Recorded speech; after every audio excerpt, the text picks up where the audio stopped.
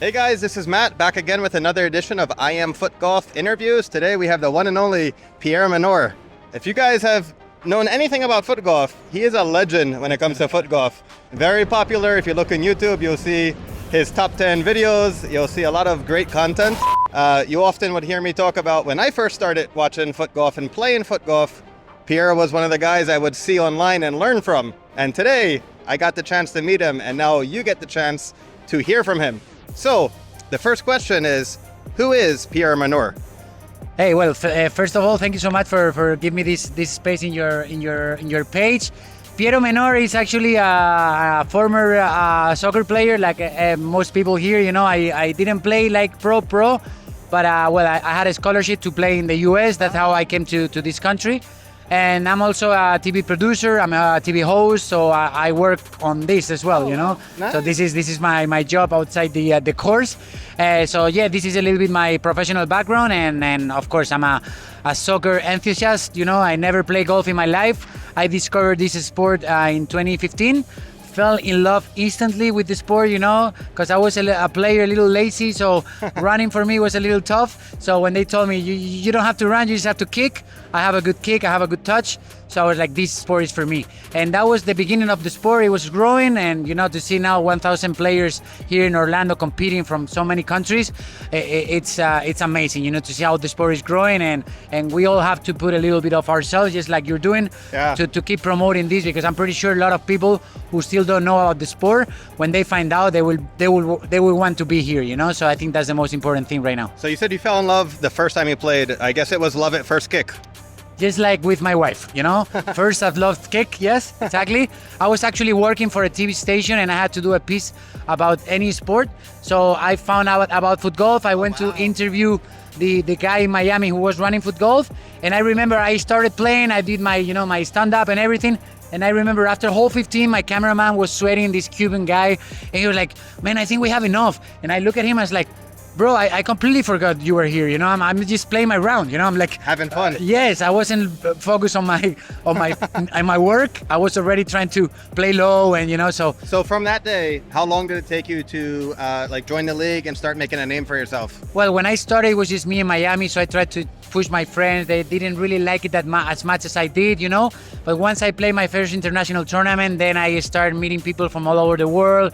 And that helped me also to engage more people from Miami, because when you know there's World Cups and World Tours and the US Open, people like to compete, you know. So I think at that point I founded a Miami Football Club, which is the club in Miami. I was the co-founder with a couple of friends, and then in Spain as well. I was in the first World Cup as the only Spaniard, because in Spain the sport was very small.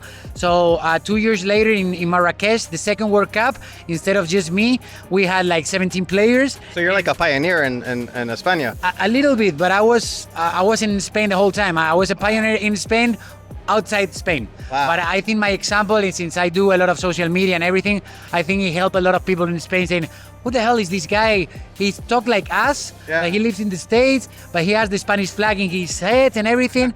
So that helped me connect with all these people first in social media, and I just get to see them in the World Cup, you know. So that's why for me this is so special, because I've been away from my country for nearly 20 years. So be part of a national team and play with people from all over my country, it makes me feel again like I live in Spain, you know. And I don't want to go back to live in Spain because I live here, but I want to, you know, when you live a long time away, you want to feel a little bit, you disattach a little bit from your roots. And this national team and this experience is making me again, you know, feel Spanish. That's nice, I like it. So when you started playing, and it maybe not the first day, or maybe it was, but how long did it take you to get your first hole-in-one? Good question. I don't even remember which was my first hole-in-one, but you know how is foot golf. It depends on the setup. You know, some courses are very, very easy to make a hole-in-one because it's just 50, 60 yards. You know, they're recreative courses. So probably my second month, I already make my hole-in-one. But that's sometimes it's luck. You know, what I will really say is it took me like maybe 2-3 years to really be able to compete at a high level, you know. And now I can say that I can beat anyone in the world, you know. I'm not afraid of anyone. Of course, European, they play more because they play every weekend. The US, unfortunately, is a huge country, so here it's hard to find play tournaments with more than 100 players, and that's where you really learn, competing, not only practicing. So I think Europe is obviously the core of footgolf, but I think, step by step in the US, now in Asia, as you see Malaysia and Japan making it to the quarterfinals. Big team. Yes, so I think that the sport is growing globally, and I think that's the most important thing. Next question is, what's your favorite footgolf memory? My favorite football memory has to be probably Marrakesh, the World Cup of Marrakesh. As I said, I met my teammates for the first time. They didn't know me, they knew I was good, but some of them were like, this guy, we saw him in social media because he makes a lot of videos and maybe he's just focused on himself. And when I meet the team, I talk to the team and I'm like, man, guys, I'm here to be one more. And we make a great group. Nobody was expecting anything because we are a young country in footgolf. Yeah. And we made it to the semifinals. We were the underdogs. We nearly made it to the final. We lost against England. We ended up being fourth in the world in our first World Cup. And I remember at the end, I had to, get little, behind everyone, and I start crying like a kid.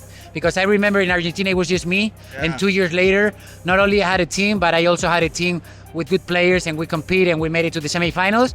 And now 4 years later, now we are the top, the number one ranked team, Nice. Even better than Argentina, than France. I mean, now is the knockout stage, and anything can happen. But the level of football in Spain is growing a lot, and for me, that's really like the best thing that ever happened footgolf wise, Yeah, so next question, and this one I'm very much interested in. Who are the foot golfers that you like to learn from, especially like when you first started playing? Who were the guys that you looked up to and you think maybe helped make you a better foot golfer? A lot, man. I mean, I learn from everyone. Like, for example, I played today with a Polish guy, first time playing abroad. He played really bad. He never complained. He was all the time happy, Like, he gave me a hug at the end, took a picture with me, and I'm like, man, I that's amazing. And I learned from a guy who's, and I really learned from him because I was like, man, you never complain. You had a really day. You're completely burned, and you are not complaining. You're smiling. So you learn from everyone. You have to be humble in this game. When you think you know everything is when you fall down the hill. So yes, some players like Matias Perrone, Ben Clark. They were here before me, Sebastián Pelliccioni from Argentina. They were here before me, so at the beginning, they were the ones that I looked for, and ask questions to them and see how they play. So, but every day is a learning process, and this sport, your rival is yourself. Yeah. So you just have to get to know you and try to, find a way to live or get out of tough situations. And when you're playing good, also stay calm, and all the time balance out your personality, because when you get too happy or too sad, you usually make mistakes. So this next question, I think, is going to be a thoughtful one. So if you need to take a moment to think about it, that's fine. If you could go back and talk to yourself 5 years ago and give yourself a lesson that you've learned over the last 5 years that would make you a better foot golfer 5 years ago, what lesson would that be? Good question. I will say to myself, focus on playing, focus on grow the game, especially with kids, because this is the future. I think unfortunately footgolf, it's been built from the top to the bottom. We're playing World Cups, Euro Cups, World Tour, and where are the kids? Where is the leagues for the kids? Where are the leagues for the high schools? Where is the college? We're not doing anything with that. As you can see, the average age here is 30, 35. So I think to build a sport, to build a strong, roots, we have to go for the kids, And that's what I'm doing in Mexico, I'm trying to get kids out of the course. They love it. And I think that will be the most important thing, grow the sport from down to up and not from up to down. Well, hey, I really appreciate your time. Amazing insights. I look forward to maybe playing with you one day. And definitely. It was great meeting you. I might see you in Cancun in a couple of weeks. Yeah, man. Let's go. My pleasure. My Cool. pleasure. God bless you.